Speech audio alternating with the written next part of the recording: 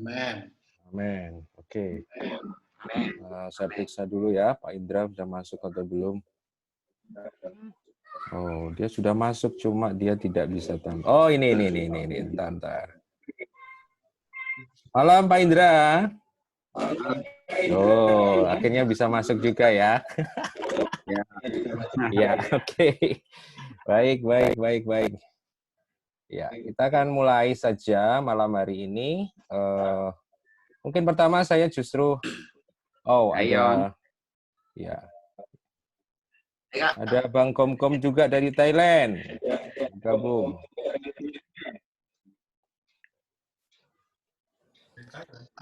Ya, mungkin yang pertama saya akan mengawali ya. Jadi seperti yang saya kemarin juga sering katakan bahwa dengan adanya COVID-19 ini, saya pikir kita sebagai anak-anak Tuhan tidak hanya harus berespon secara rasional ya, tapi kita coba untuk bisa meresponi secara spiritual, secara dari sisi rohani ya. Oleh karena itu mungkin saya akan pertama minta dari mungkin Pak Indra dulu, Pastor Indra, untuk mungkin bisa memberi ya perspektif bagaimana misal tanggapan Pak Indra atau Pastor Indra tentang COVID-19 yang terjadi ini, terutama dari perspektif mungkin dari gereja ya, dari sisi pastoral, dari sisi pengembalaan. Apa kira-kira dampaknya yang terjadi, terutama mungkin dalam konteks gereja berkat bagi bangsa gitu.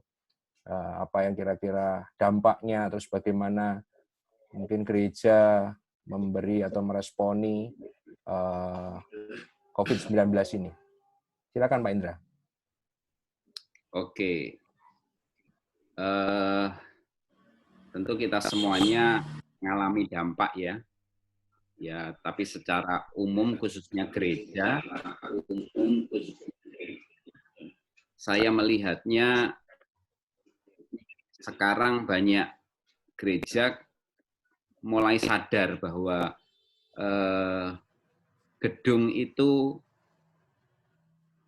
hanya akhirnya terbatas gitu ya.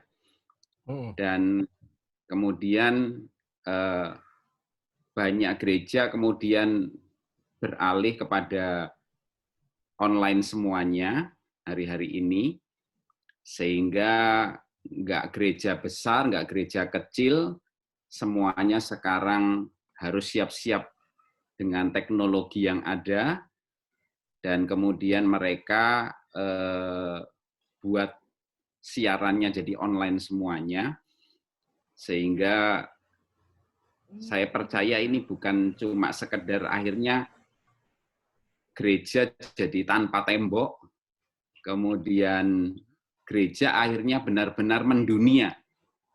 Ya, jadi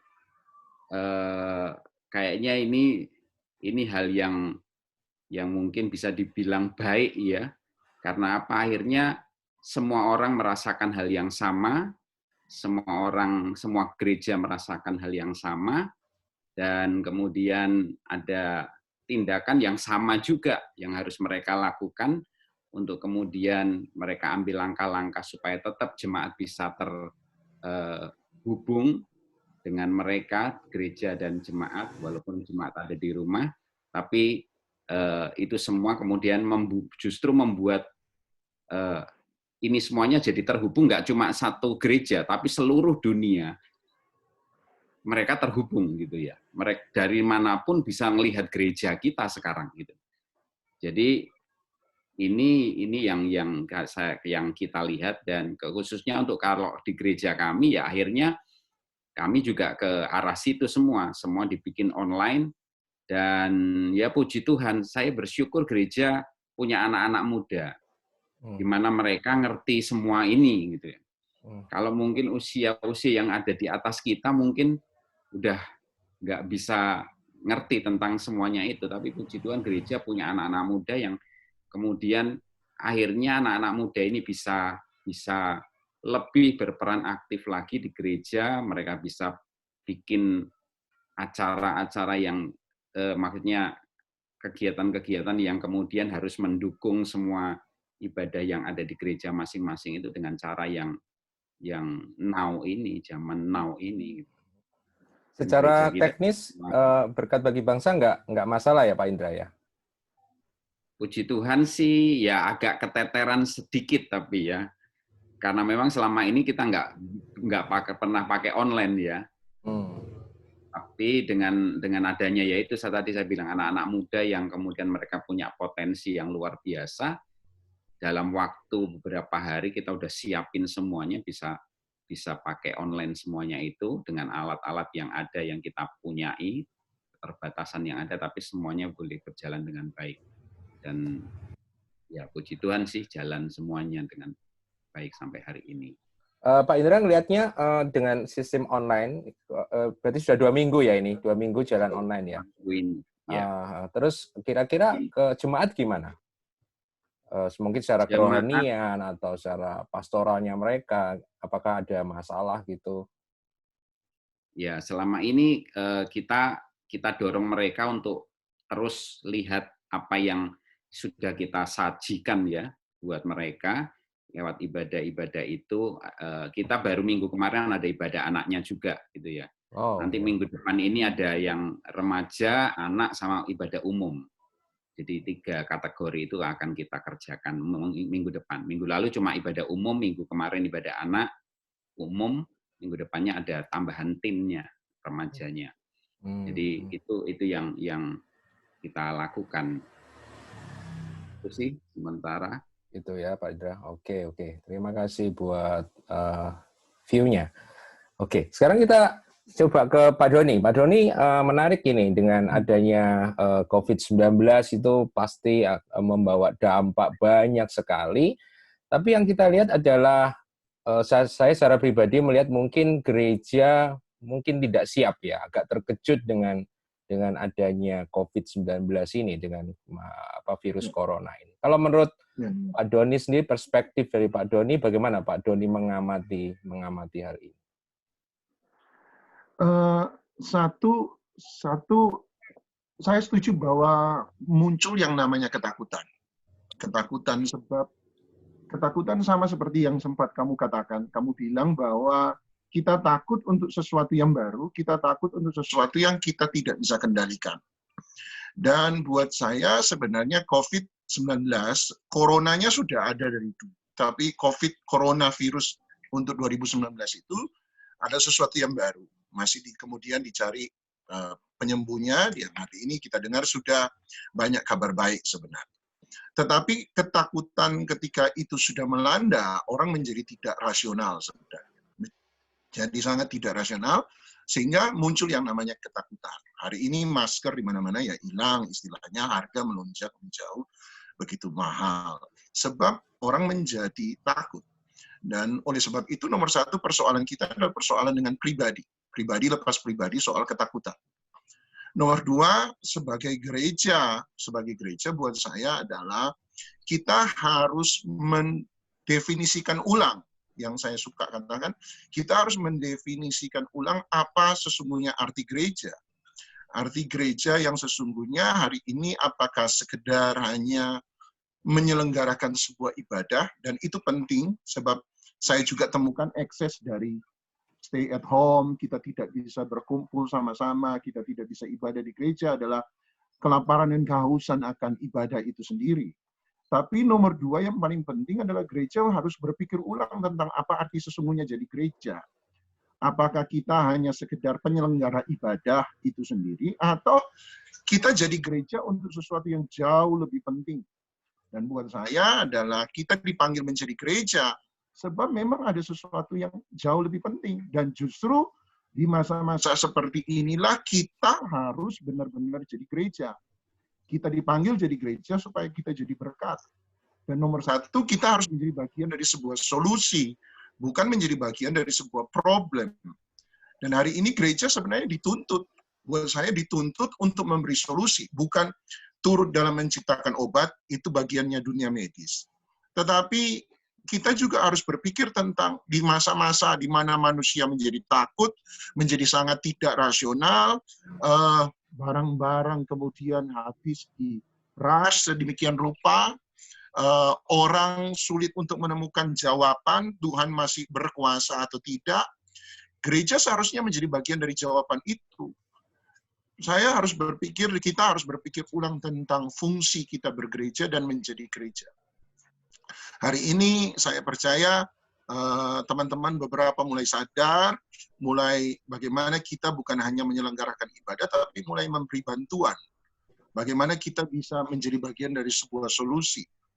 Sebenarnya bukan hanya sekedar kita tidak berkumpul dan beribadah atas himbauan pemerintah, tapi bagaimana juga kita bisa menolong dunia medis yang hari ini sementara kesulitan dengan APD misalnya. Habis sebab diras banyak orang, dijual keluar. Atau bagaimana kita bisa menolong mereka yang hari ini sulit untuk makan sebab pekerjaan terganggu. Dunia bisnis sangat terganggu. Sangat terganggu. Apakah kita punya bagian dari solusi untuk itu? Dan jangan lupa, sebagian dari mereka adalah jemaat, bagian dari gereja, institusi gereja. Kita punya solusi enggak untuk itu? Setelah misalnya corona berlalu, COVID berlalu, temukan obatnya, kita akan kembali pada sebuah titik di mana kita perlu pemulihan besar-besaran. Pemulihan ekonomi, pekerjaan dolar yang sudah sempat naik sampai 17.000 hari ini walaupun agak turun. Tetapi itu menghancurkan dunia bisnis. Banyak orang yang dirumahkan, banyak orang yang hari ini susah untuk bekerja. Teman-teman ojol sampai teriak, jangan kami nggak boleh bekerja, kami nggak bisa terima penumpang, kami nggak bisa ambil order, terus kami makan apa? Itu teriakan banyak orang. Dan itu harus dipikirkan oleh gereja, sebab kita bagian dari sebuah masyarakat. Nah, itu yang seringkali kita lalai, kita lupa bahwa kita ini jadi gereja untuk menjadi berkat. Nah, sekarang persoalannya, apakah kita sungguh-sungguh menjadi berkat? Hari ini banyak meme-meme yang beredar di luar sana justru memojokkan pendeta-pendeta yang dianggap kaya dan sebagainya. Ya sebab orang luar, kita orang dalam bisa mengerti. Tapi orang luar mulai melihat ada sesuatu yang aneh dengan itu. Dan buat saya ini justru panggilan yang luar biasa. Justru jangan-jangan di masa sulit seperti inilah saya pikir gereja harus mengaktifkan diri sebagai gereja. Justru di masa inilah gereja dibutuhkan. Anda dan saya diperlukan. Ya kita bisa stay at home, tapi kita bisa memanage banyak hal. Ada teman-teman yang di kitabisa.com misalnya, dengan sukarela membawa barang-barang ke rumah sakit demi rumah sakit. Masih ada hal-hal yang luar biasa yang bisa dilakukan. Nah, sekarang pertanyaannya, apakah gereja terkoordinasi bersama? Gereja melakukan sesuatu atau tidak? Atau kita masih sibuk dengan penyelenggaraan ibadah itu sendiri? Ya. Semoga lah dalam pembicaraan ini kita bisa menemukan solusi bersama, kekuatan bersama, saling mengingatkan bersama. Ya tentu saja pendeta paling terganggu. Biasanya banyak ibadah, hari ini menjadi tidak banyak ibadah kan terganggu. Tetapi ya itulah bagian dari gereja. Hari ini kita harus benar-benar jadi gereja. Pendeta jangan-jangan bukan pengkhotbah, tetapi pendeta, hamba-hamba Tuhan adalah mereka yang menjadi komando untuk bergerak bersama-sama, mengingatkan bersama-sama teman-teman jemaat yang ada. Supaya kita bisa berbuat sesuatu bagi masyarakat di sekitar kita justru di masa-masa seperti ini. Kira-kira gitu. Oke, sebelumnya saya kasih tahu dulu, ini karena free, jadi ada pemberitahuan di layar saya.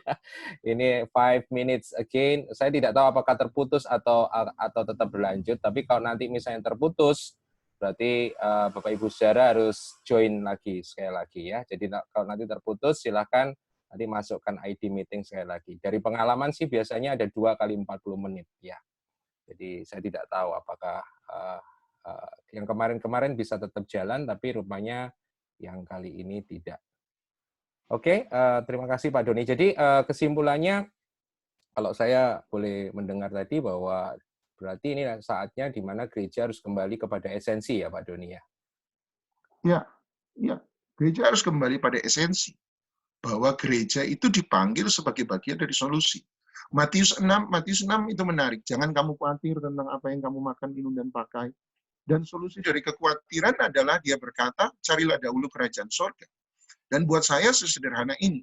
Artinya dia berkata, solusi dari kekhawatiran adalah masuk ke dalam komunitas kerajaan sorga. Di mana Anda akan menemukan orang-orang yang tidak lagi khawatir, tetapi belajar beriman pada Tuhan.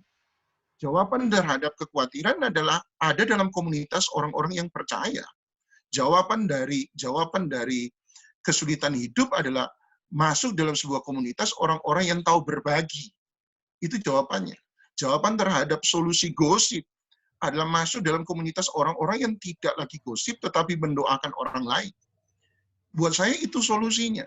Masuklah ke dalam, carilah dahulu kerajaan Allah dan menghidupi kebenarannya. Masuk ke dalam komunitas. Gereja itu adalah solusi Tuhan untuk semua persoalan yang ada seharusnya. Gereja harus menjadi bagian dari solusi. Itu yang seringkali kita gagal untuk melihat. Gereja harus kembali pada esensi. Dengan kata lain, kita ditantang untuk menghidupi apa yang selama ini kita sudah khotbahkan atau dengar dari khotbah gitu, Pak Doni. Setuju.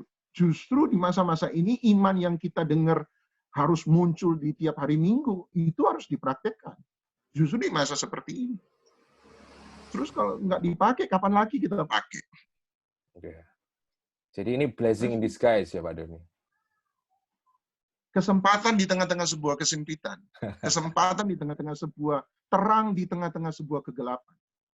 Harapan di tengah-tengah sebuah ketidakpastian. Itu arti gereja. Dan buat saya itu harus jadi. Oke. Thank you Pak Doni. Oke, bersama dengan kita juga ada Bang Gom-Gom. Halo Bang Gom-Gom. Ya.